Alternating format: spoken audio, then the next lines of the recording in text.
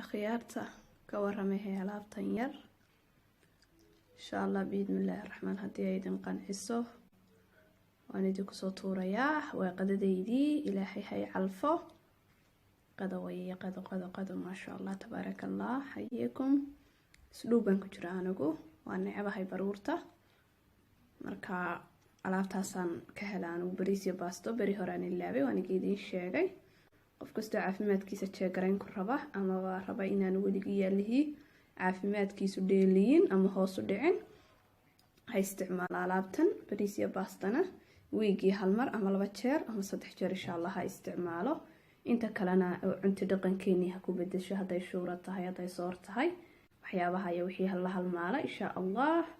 waan idin soo galin doonaa cunto dhaqankeeni soorti iyo wax la halmaala insha Allah waxa kale tabaarakallah hayeekum asxaabtayda qaaliga fiiriya salaatadan yar